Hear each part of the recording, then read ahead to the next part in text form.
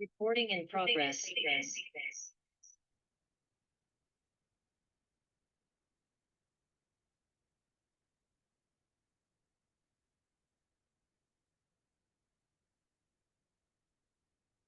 Hello. Good morning. So today I'm recording this lecture, the first lecture of this semester for this course, Technology and Society, CMN 4170, Social Use of New Media. You are already aware of the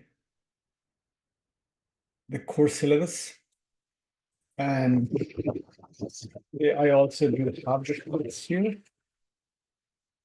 And in the first week, meaning last Friday, we talked about the course overview, and based on that, in week 2, and September 9, Monday, meaning today, we're talking about technology and society. In this lecture, and in every lecture like this, I will give you a broader picture. It's not just simply confined to the technology and society perspective, limited within the recommended reading, because this is your part. In every Monday, you're discussing on that, a class-led seminar. I mean, every Monday I'm recording this, and every Thursday you're discussing on this. In the class-led seminar, you will be discussing about the recommended reading. And I also recommend you that you also don't simply confine to the recommended reading. You try to bring more examples, practical real life examples, so that you can connect the course reading with the real life situation. So here today we are talking about the technology and society as a broader picture, and I just want to show you some of the outline here. This presentation is classified in 4 different sections. Number 1, critics on the new media. The concept of new media itself is a kind of misnomer, we can say. And today we'll be discussing a little about this. And then during the class-led seminar also, we can discuss furthermore. Maybe you can have a different understanding, different concept, and different reading. Maybe you may have a newer concept, so we can discuss on that too. And technology and society, a broader picture, then recommended readings in the another section, and the leading questions for seminar. So today I'll be suggesting some of the questions. That question could be helpful for the class-led, student-led class seminar.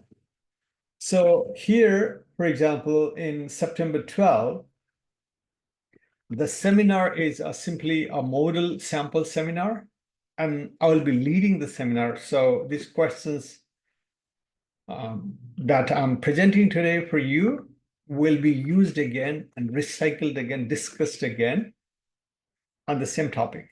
Then next week onwards, my questions, some of the questions I definitely propose for you, and that can help you build your seminar, and you can discuss this better. So, for example, in week 3, if I started talking about diffusion and innovation, and I can give you some of the model questions to lead the seminar, then you can use that. It's not mandatory that you must use it, but you can use those for the student seminar in the next week, for example, September 19th, Thursday, right? So without delay, I want to talk more about this topic here. So section 1, critiquing on the concept of new media itself.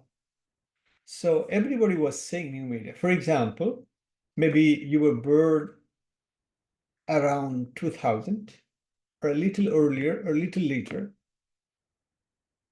The new media we started hearing is very repeating term since 90s, especially when I was just a grade 10th student. Then we started hearing this new media, internet as a new media, right? Then later on, we started talking new media as a blog, maybe new media as social media, then new media as some other cloud computing algorithms, part of the new media. And then now, after 2022, maybe generative AI tools are the part of the new media.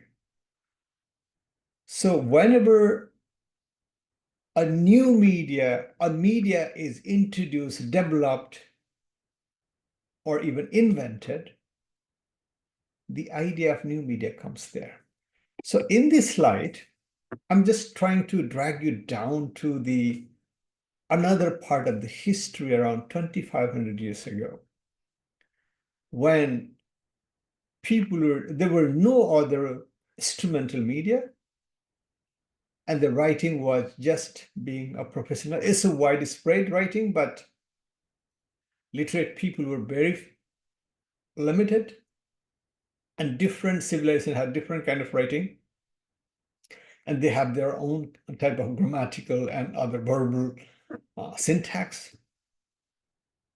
And people used to debate on the relevance of writing during that. Here is a picture that I'm showing here for you. This picture is, Aristotle, the Greek philosopher, Aristotle's teacher or guru, Plato. And then Plato's guru, Socrates, another philosopher, the first, right? So Socrates is one of the founding philosophers of the Western world. And Socrates was teaching Plato and other people. This picture is the Socrates.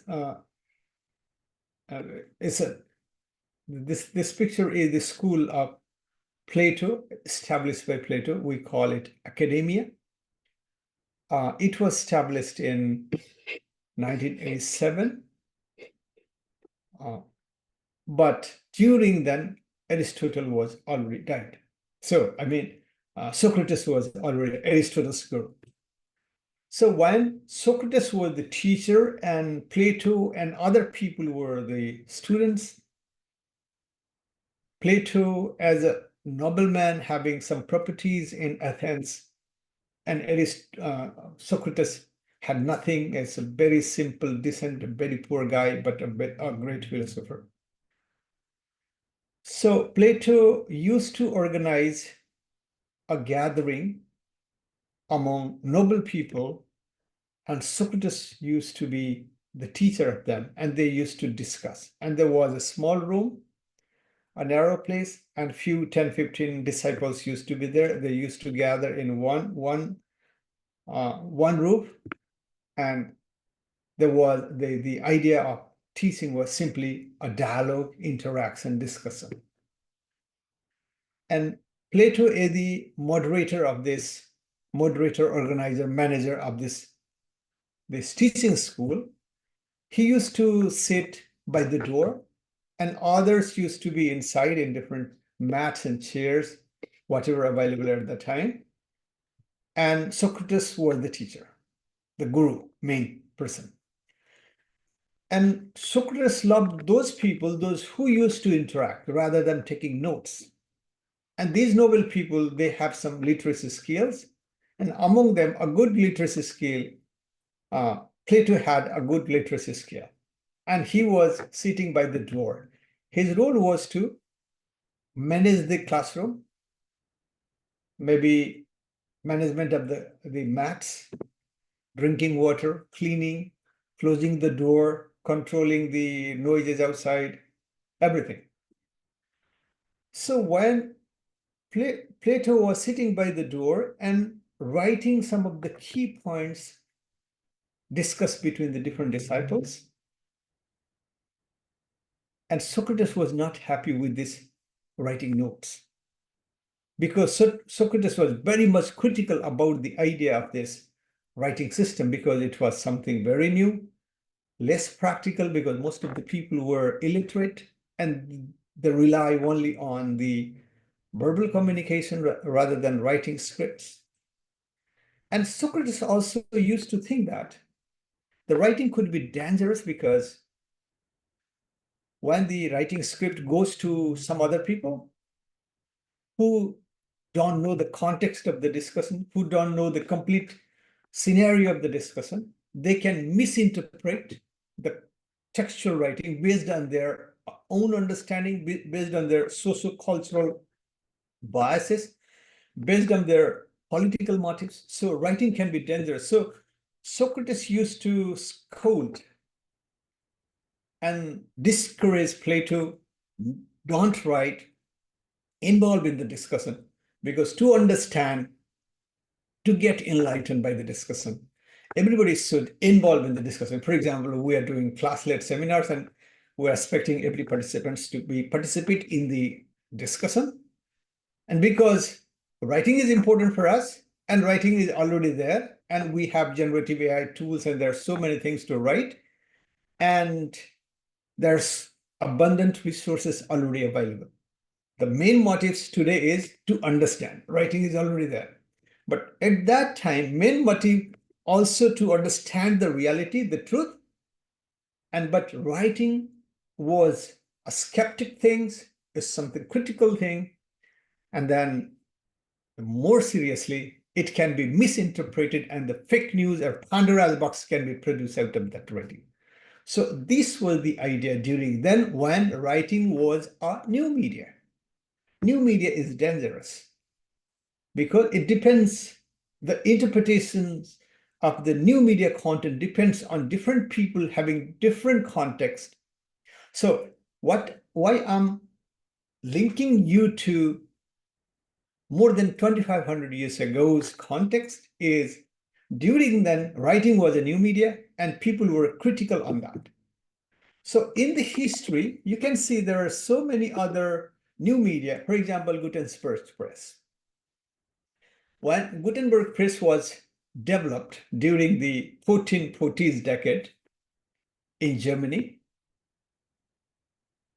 so people were very much optimistic about the invention because until then, calligraphers, they used to write, and then it was not possible to produce mass productions for the books, especially Bible and other religious texts. And people wanted, every people should have at least a complete Bible and other texts so that the knowledge can be spread. So during then, people were very happy about this tool that it can democratize the possession of knowledge and it can increase the literacy ratio across Europe. This is the good side.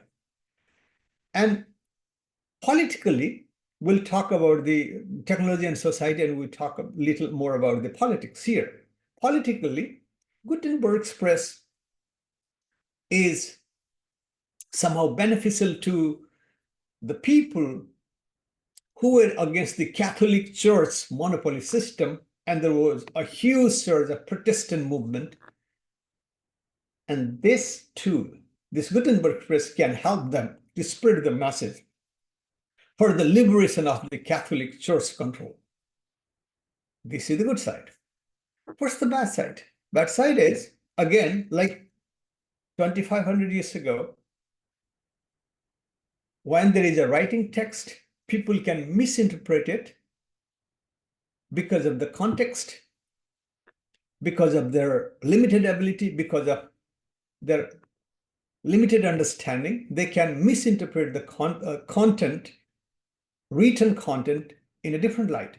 So here, mass production of books would lead to the devaluation of knowledge, with fears that people would rely too much on printed material rather than developing memory and critical thinking. Yes, here. Today, we have the same problem with generative AI tools. Critical thinking and memory, they're gone. For example, memory was a good part when there was no computer, and spelling, especially English spelling, was very much important. Syntactic rules were very much important to remember. Now, these memory things are already in the memory of the computers, in chips. So during them, in Gutenberg's time also, see the red sentence here, red color sentence. They were also fearful about people's memory, people's critical thinking, just because of the Gutenberg printing press. When it was a new media during the 15th century and even 16th. But it revolutionized the world, definitely. And when the telegraph was developed in 1840s, and it made possible to exchange information between the American continent versus the European continent, because they were connected each other from politics to economy to literature to culture to several aspects. And telegraph allowed information to be transmitted instantaneously across long distances, meaning especially Europe and North America, created a more interconnected world, facilitating international trade, diplomacy, politics, everything. But what is the negative side? I mean, the speed of communication would overwhelm people's ability to process information, leading to anxiety and misinformation. So when telegraph was there, people feared, like today's people, they are fearing about the consequences of social media, consequences of AI tools. So when telegraph was a new media, people feared in the same light that people are fearing today. Recording device. There are several recording devices. Telegraph, phonograph, and recording disc, and CD, floppy, cassettes, and DVDs, and today USB.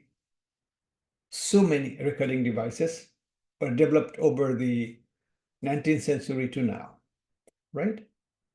That enabled the precise documentation of events, transformation of how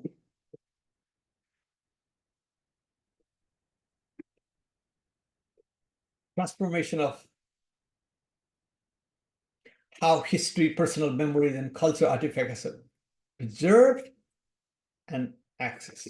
Yeah, this is a good side. What are the bad sides? The peering part, the consequences. And these recording devices raised concerns about the privacy of the people, as individuals could be recorded without their consent, leading to fear of a surveillance society, the part of the surveillance society. When these recording devices were started developing, especially in the mid of the 20th century, George Orwell authored the book 1984, when the surveillance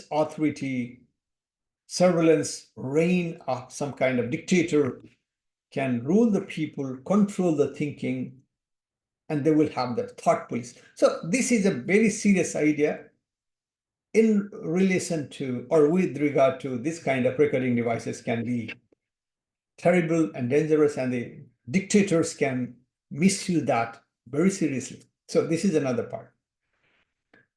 And another part, debates over authenticity, with concerns about the potential for manipulation and spread of altered or out of context recording.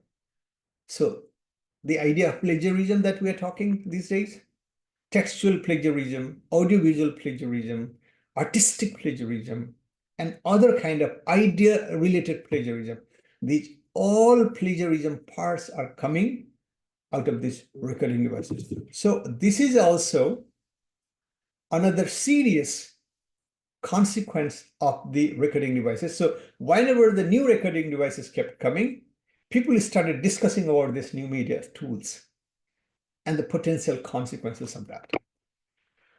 And similarly, broadcast media, when radio came, a unique, very wonderful, fantastic device that helped saving a lot many people, including the Titanic. But at the same time, radio was not welcomed during then by journalists, newspaper, managers and investors of the time, because radio is stealing the business. And radio can be terrible. And the audio of the radio is not authentic. So there were so many blames against radio. Exactly the same thing happened with the TV, because radio and television were developed in the same decade in 1920s. Governments and corporations quickly recognized the power of this media, and they started using that for propaganda rather than authenticity. These tools were used for the political purpose. They could lead to social isolation as individuals consumed media alone rather than engaging community activities. Meaning the rulers, they use these tools for their benefit. So these technologies were used or could be used for the political purpose. And the internet. So this is the new media that in our childhood we heard, we saw, and we saw the hypes of people, a lot of positive expectations, a lot of negative expectation. So when a new media comes, there are so many fears and the positive expectations are there. And because people are just started using it, for example, in the beginning of the civilization, when fire was invented, and maybe people thought this fire is something very new, like new media. They could use it and they can be vanished because of the fire. So was the internet. Internet came and people had hope and people had some pessimism together. Internet was supposed to democratize the access of information, making knowledge and educational resources available to everyone. Do you remember? This is exactly the same with the Gutenberg press. And this is exactly the same expectation with the people, with Plato, when Plato was writing and people can read it. Even Socrates dies, but the knowledge remains alive. The fear, the hope and fear, they are coming together, intertwined together in every generation in a different manifestation. The internet would allow people to communicate instantly, like the telegraph in 1840s, across vast distances, promoting cultural understanding and collaboration. And after internet, whether different cultures were collaborated or they were collapsed, you can guess. And there were concerns about the information overload, echo chambers, mean repeating the fake information, for example, and the difficulty of discerning credible sources. Information is available in internet, low quality information, high quality information, which is authentic, which is not, is a problem. Concerns about data privacy, with fear that personal information is being exploited by corporations and governments. So every new media brings similar kind of fears and similar kind of hope. So we should understand this new media in a very temporal basis, at what time, what kind of new media coming in, what kind of expectations people had, and what kind of fear people had, and whether there is a connection between this new media's hope and fear and the past new medias and hope and fear, and whether they are creating some new kind of scenario. Here are some other contemporary media, for example. So email, when email came, it was welcomed in a very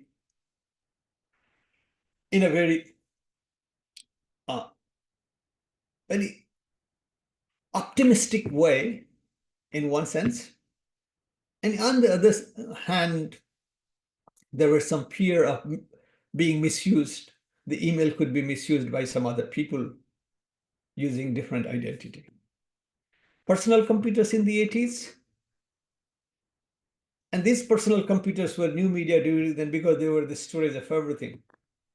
And then those computers connected with emails were like more than today's laptops with internet. And social media in 2010.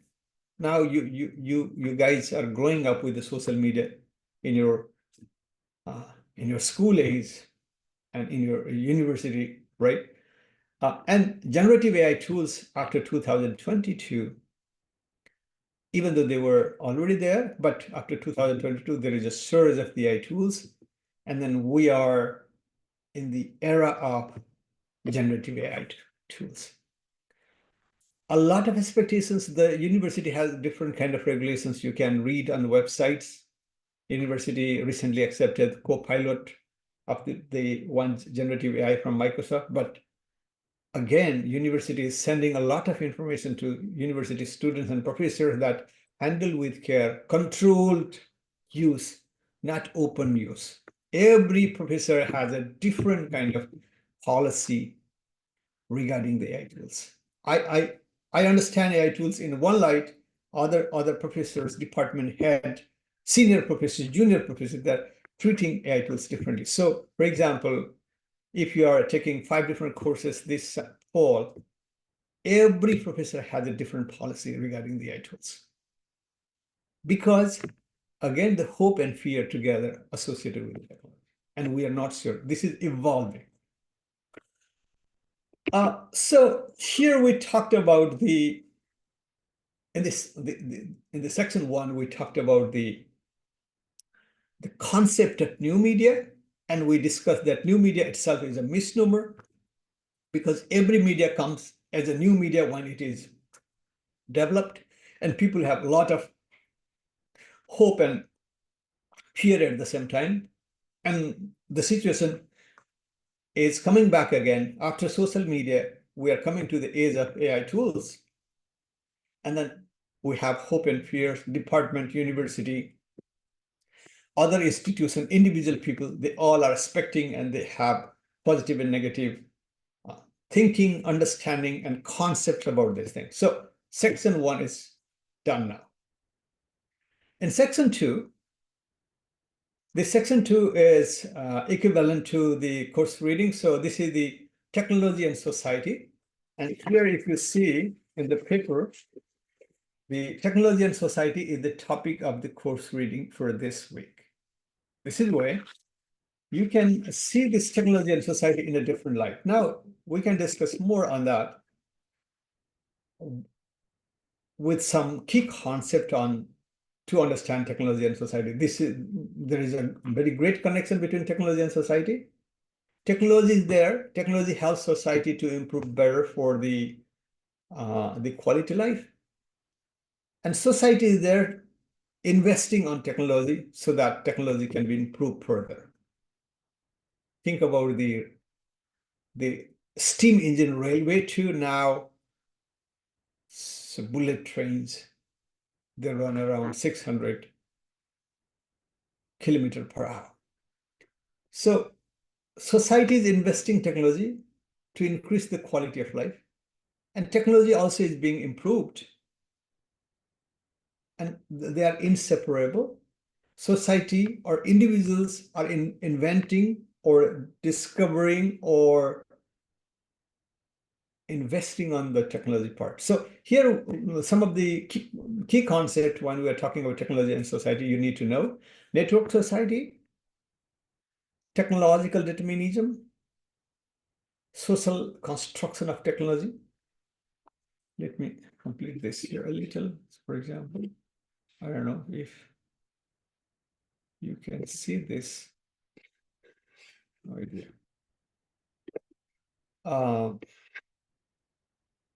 Social construction of technology, and just give me some.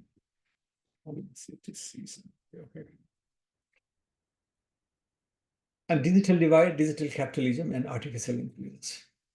Can you think of any words? Can you give a quick explanation of any of the words, like network society? Network society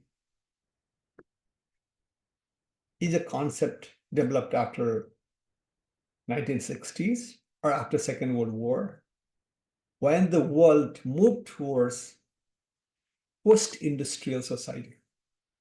Post-industrial society means industrial society was at peak and people moved towards the service industry rather than production industry. So this is called post-industrial society. Daniel Bell, one of the scientists, social scientist, inventor. So he coined this concept, post-industrial society,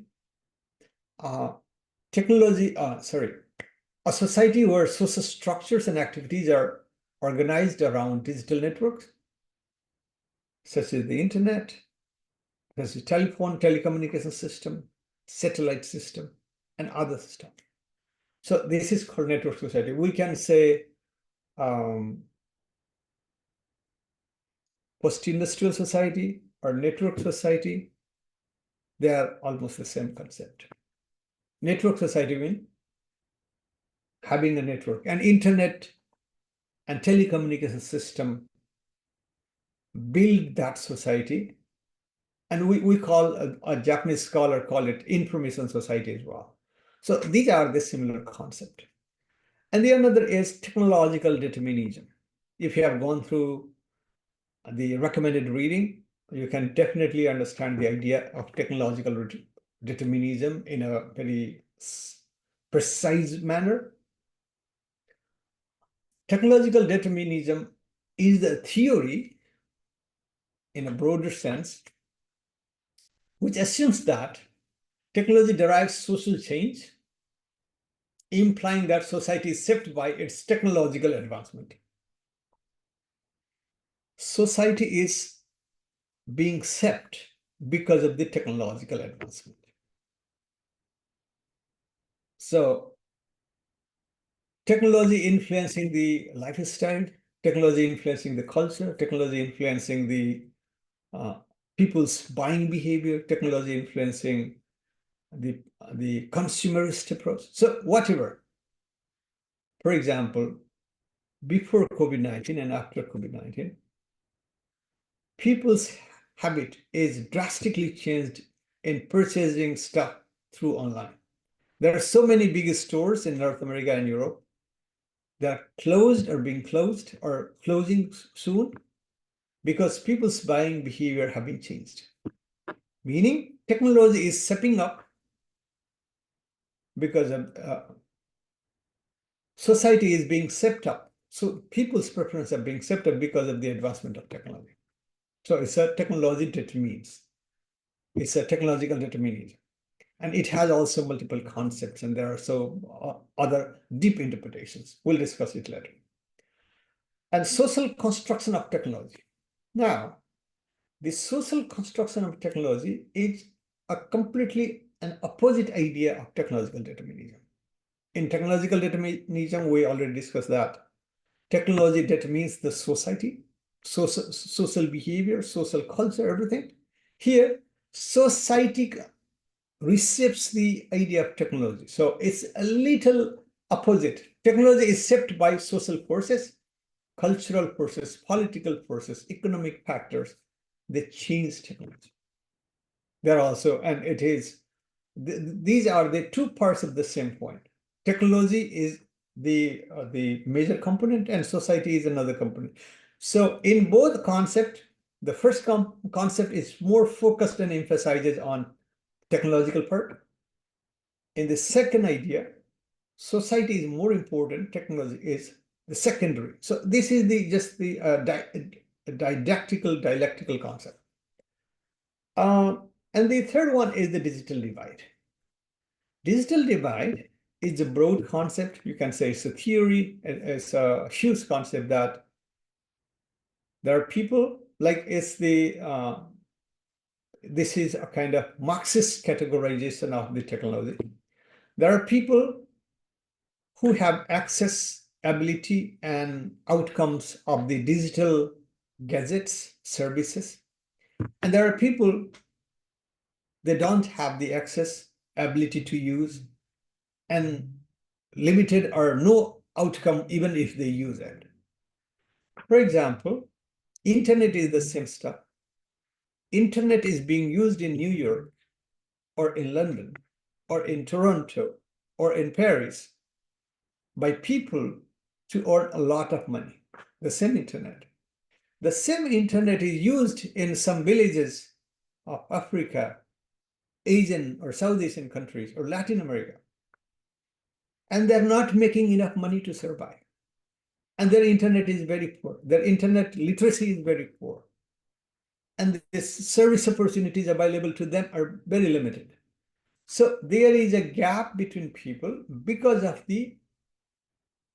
their access ability, affordability, and usability of these devices. So this gap is understood as a digital divide. This digital divide persists even in developed countries.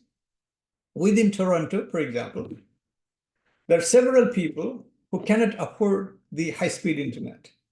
There are several people who cannot subscribe a better online services. There are several people who can subscribe, who can use, but they're not getting the expected outcome out of this expensive. So this gap is called digital divide, and this is a kind of critical lens to review the outcomes of the ICT devices and services. Digital capitalism also is associated with the same idea, maybe a kind of interpretations of the Marxist outlook, like digital technologies and platforms are integrated into the capitalist economy, affecting labor markets and consumer behavior, and benefiting rich people and depriving poor people. This is the idea. And artificial intelligence. I'm sure you are more aware of this idea than any other terms that we discussed today and listed here. Technology derives social change. Technology enables machine to perform tasks requiring human intelligence. Even writing exams, you know it. I'm not explaining much about it.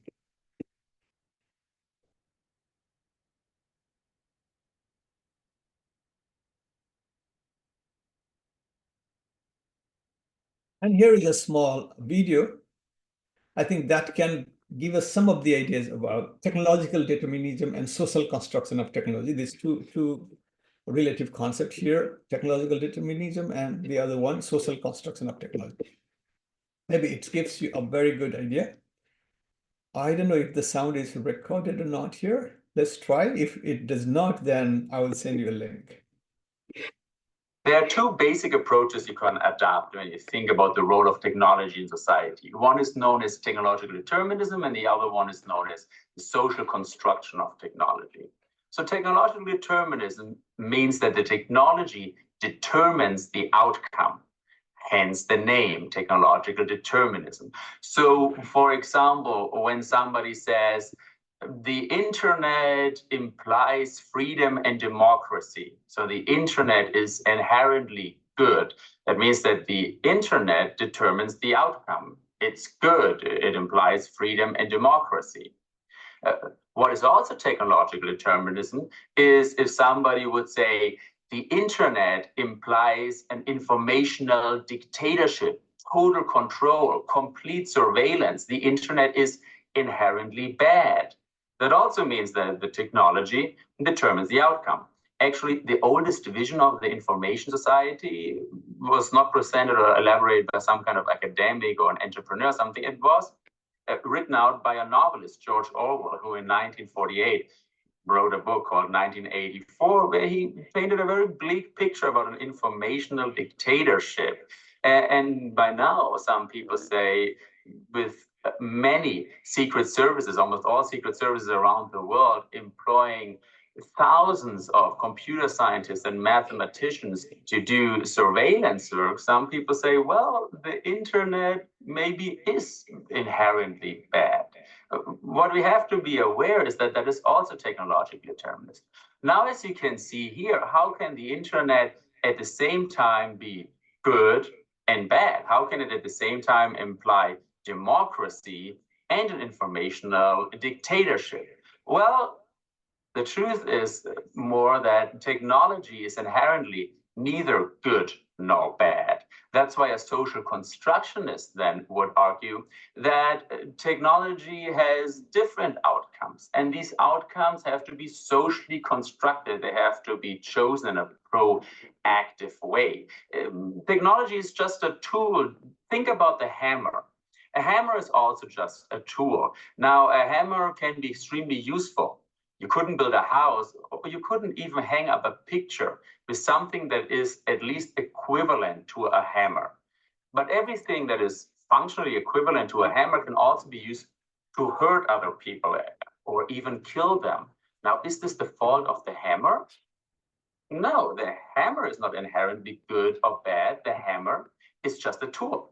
And there are many discussions like this going on with regard to technology. For example, some people say that guns don't kill people.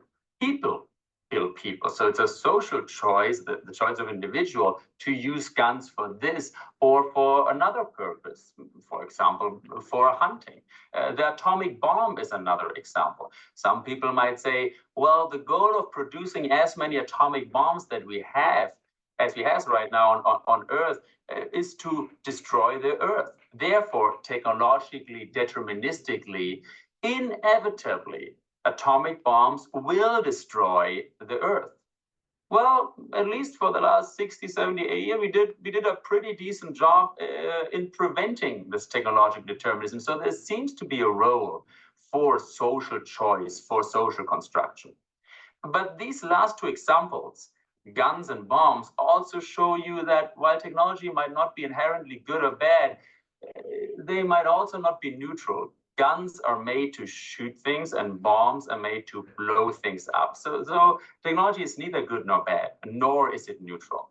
Well, this is more a philosophical statement, and you would always wish that philosophers would tell you it's black or white, but they never do. They tell you it's not this and not that, but it's also not, but that's how it is. It makes intuitively sense, right? So the result of the story is that we shape our tools, and our tools then also shape us. It is very important that we start to understand this difference because we often catch ourselves in newspapers and political statements and business strategies are full of technologically deterministic statements. I often catch myself saying things like, digitalization implies efficiency.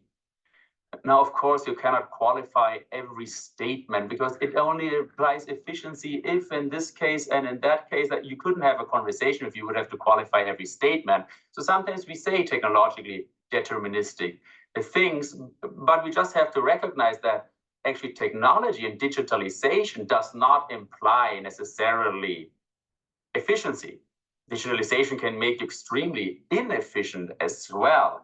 So we just have to not take these statements by face value and recognize them for what they are. Because by doing that, we also understand that actually we have a social responsibility to shape, for example, the digital revolution. It is a process of social construction. So digitalization by itself doesn't have a predetermined outcome. It is on us. The responsibility is with our generation to assure that digitalization is used for the benefit of society. All right. Okay.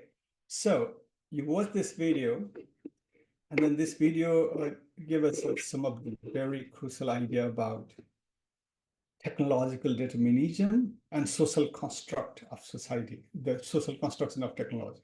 So he gave the example of the hammer, and hammer itself is bad, or hammer is itself a neutral stuff. So same thing, for example, when you use this mobile device, mobile phone, how do you want to use it? For some time it doesn't work. So how do you want to use it? You want to collect some information out of that, use for some telephonic purposes, or sometime when you are too angry, you want to use this as a weapon to hurt someone, or even people can be died if you hit it very strong on some sensitive part like head. So technology is neutral, and society is creating the meaning of this technology, like the gender. Gender itself is different than sex. So there are so many advocates of the gender. So technology advocates also are there. they're saying technology is political. There are some scholars say technology itself is neutral. So there are debates, and neither is right, neither is wrong. And then you also can understand both sides, and then you can build your own viewpoints. That's all. So here I'm talking about 3 books that can help us broaden our thinking in regards to technology and society. So these 3 books, number 1 is this. So the cover is little, I don't know, here. 1984. My cover and the cover I have shown here is a little different. It's the new version, 1984 by George Orwell. So it's a very popular book. You might have already read the book. And I will discuss a lot about this. And here is another book, The Fuel and the Reactor. So it's not showing properly because of the, okay, no. Just trying to show. So anyway, I just want to show you that I have this book too. Here. Okay, yes. The Fuel and the Reactor by Langdon Winner. This book was published in 1984. 1948, when George Orwell was alive, and he was thinking a society around after 40 years. And then he was terribly thinking that, and then we had even worse society right now in terms of the ideology discussed in this 1984 novel. And this book was published in, I think 1984, I believe. So let me see when it was published first. 1986. This book, The Well and the Reactor, published in 1986. And this book talks more about how technology has a political purpose. And here is this another book. I have another book too. So maybe this one, The Black Box Society. Frank Pascal is the author. This book was published in 2015. And this book is talking a lot about algorithm, and especially the dark algorithm, the black box, meaning the big company, those who are using different kind of algorithms like Walmart or Amazon or some others, like they're using some kind of hidden algorithm and collecting our information and using that information for commercial gains. And you know, the Facebook versus Analytica company, and then there was a huge scandal a couple of years ago. Britannia Analytica, I forgot the exact name, but British Analytica, Britannia Analytica, I forgot that. Here, these 3 books here, how did they help you understand it? 1984 books, this book envisions the extremism, the extreme limit of totalitarianism, how technology is being used by the future despotian rulers to control the thinking of the people. And then movements, wherever, CCTV cameras everywhere, and you are not free to speak, free to move, free to do the activity that you want to. Totalitarianism is one idea. Dangers of totalitarian regime, which controls thoughts and beliefs of the people using technology. 1. Surveillance, CCTV, look at the picture is here already. And the program, the cultural program in different countries, the Big Boss program, and similar Big Brother programs are there in televisions. And the whole idea is to put people in the chamber where 24-hour surveillance is there. And then they're creating some kind of game, fun, and some other kind of entertaining stuff. And that also gives a kind of idea that if a regime is really totalitarian, how might they use the CCTV and other technology to control the people's thinking and behavior. So constant surveillance and loss of privacy under authoritarian rule. The idea is Big Brother. And propaganda, when the regime controls the technology, they use the technology for the propaganda to build their own public image in a very nice way. And loss of individuality, there is no individuality. So technology and society think about this aspect as well.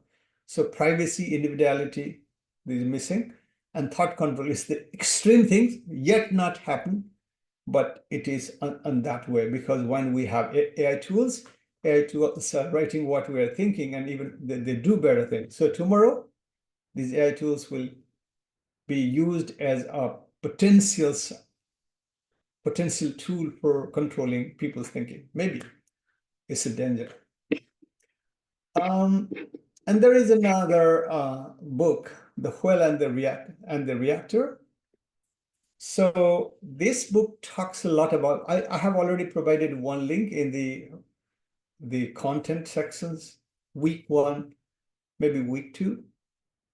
Week 2 of the mandatory readings. There is a video of 11 minutes. You can go and watch the video about the person who designed New York City. Rogers, what is his name?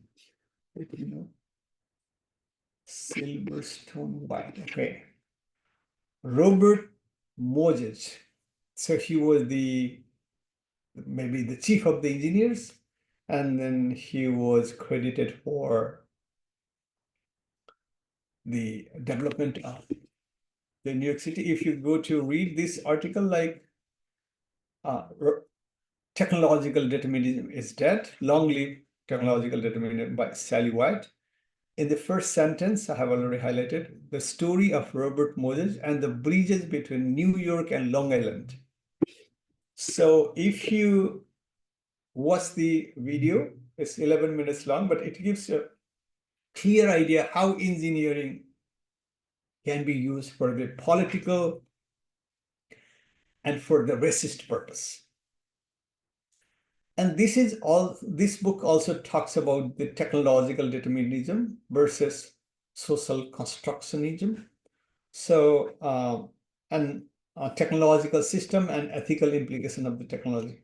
So if you go to find some of the summaries of these books, even if you can go the whole idea, it's very fantastic to understand this. And then Sally Wyatt's this book, this article talks about the same book, Langdon Winner's book, the same book and the other article that we'll be talking on the 4th week, whether artifacts have a political purpose, something. And here is the third one article that we're talking, the same book, the Black Box Society. So algorithms are hidden, not disclosed. Sometimes the North American and other developed countries, they're talking about the Chinese toys that are used for the children's movements and other purpose. Children are playing for entertainment. And when they are playing, these toys are collecting the children's movements, language, other behavior, preferences, and sending it to the production company. And that can be given to the Chinese government. And they are understanding the children's behavior of North American people or the other developed country people. So there is a huge fear that even not just these toys, even whatever other development, the artifacts and the other kind of tools like water pipes, other housing company materials, even these materials also can be chipped with some kind of detective technology, and then the information can be collected to and stored in China. So many things are suspected. So opaque algorithm is one. Powerful algorithms often hidden from the public scrutiny, impact individuals' life without transparency and accountability. Surveillance capitalism, corporations collect vast amounts of personal data using it to predict and influence consumer behavior. An information divide, there is a gap, it's like a digital divide that we discussed before. And ethical concerns about the societal impact of algorithmic decisions making, including issues of discrimination, privacy, and erosion of trust in institutions. So these three books, even if you read some summary, they give you the context of these two articles that we are talking this time. Sally Wyatt's Technological Determinism is dead, and Silverstone's What's New About New Media. And then we already discussed about the historical understanding, misunderstanding, hope and fear about the idea of new media itself. Then we can talk here a little about the recommended reading. So these are the two authors, Professor Sally Wyatt. I've just sent her email if she has some new voices about my students in regards to technology and social construct. I have not heard yet any responses. If she provides some kind of response, some new videos or something, then I will definitely show you that in the class. And Professor Roger Livingstone, and he was the professor of London School of Economics, but he died in 2006. This article was this article. This is the editorial article. This article was published in 1999. And this is not a complete article. This is the introductory article of the journal they were starting that time. That is Technology and Society, the journal name is. And they were New Technology and Society, something like that. So let me check what is it. Social Science Collection, What's New About the New Media? In New Media and Society, sorry. So this is the new journal they were starting, and this is the first issue, first volume of the journal, and they are giving some kind of context of the journal, why this journal is very important.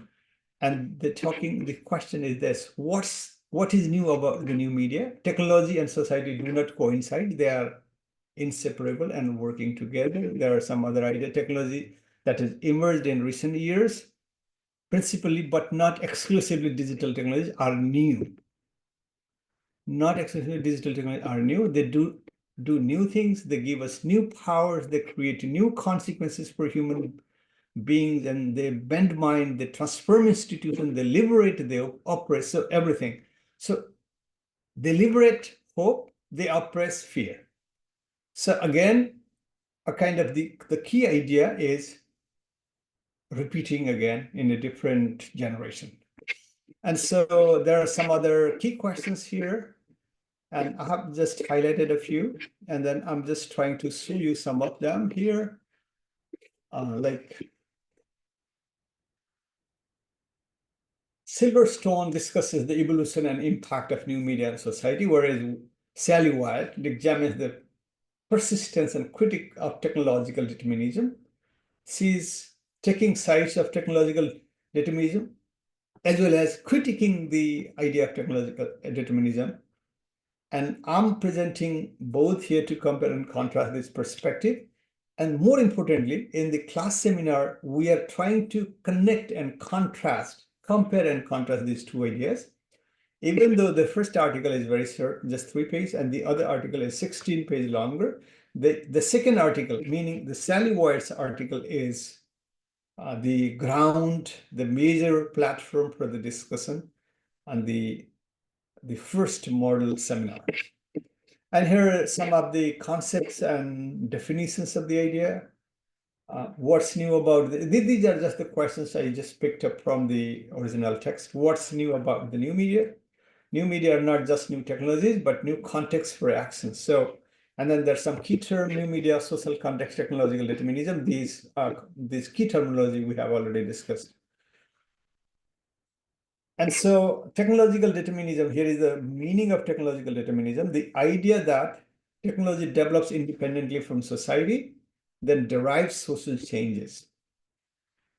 And this is the idea of technological determinism, but there are so many criticism against that and the alternative explanation. And some key arguments of Silverstone, the first article, 3-page article, by recontextualizing the action and communication. And here is a key quote that I love it very much. New media is a continuation rather than a break from the old media. So continuation means evolving. And key arguments from the Wyatt's point of view. So you can see this picture. When we're trying to escape from one technology, we're jumping to the lap of another newer version of the similar technology. So technological determinism is, you can criticize, but we are not going to skip it because it's a kind of echo chamber and it's keep repeating. And there are so many socio-political economic forces that helps us develop technology, and technology helps us develop society and social behavior. So, and then we can talk about similarities between these two texts, maybe on the student-led seminar, we can talk about that. Contrast between these two texts. Again, we can talk media as a social construct, how we can discuss on that. And technology as a determinism, yes or no, which author says what do you think, and what kind of exact quote you like regarding this. And there's some analytical framework, how Silverstone and Wyatt, they present it in a different way. And there are some, again, key term, and there are some how they build the case, Silverstone, how he articulates and frames the story that he wants to tell, and how Sally Wyatt frames the story and wants to project the voice and advocates for ideology there. And so what are the final implications? So we discuss on that, and there are some conclusive remarks and summary. And there I have suggested some of the key questions for the seminar. So in every recorded lecture, I will provide some key question so that this can help you understand the context and you can develop your seminar modality, what questions you are going to ask, what follow-up questions you are going to ask, and how you want to synthesize the idea of different participants. So this can be helpful. So this is here. This is why I'm providing here some of the questions. Maybe we can, I will keep providing this kind of questions in future recorded lectures too. How does Silverstone's definition of new media challenge traditional views of media evolution? And there can be another follow-up question. Can these ideologies be applied to today's digital platform?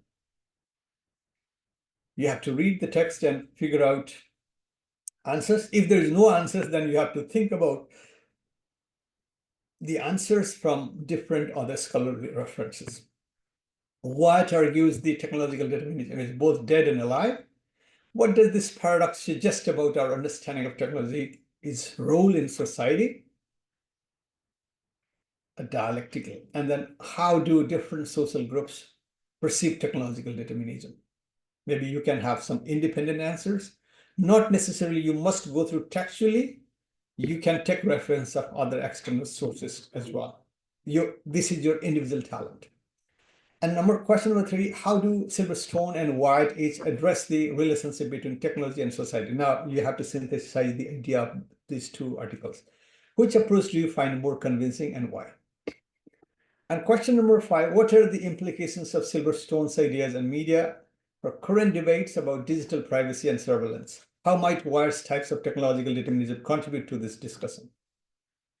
And question number 5, in what ways can we reconcile Silverstone's focus on media with Wyatt's critique of technological determinism? Is it possible to integrate both views into a coherent framework for understanding modern technology? This is your observation.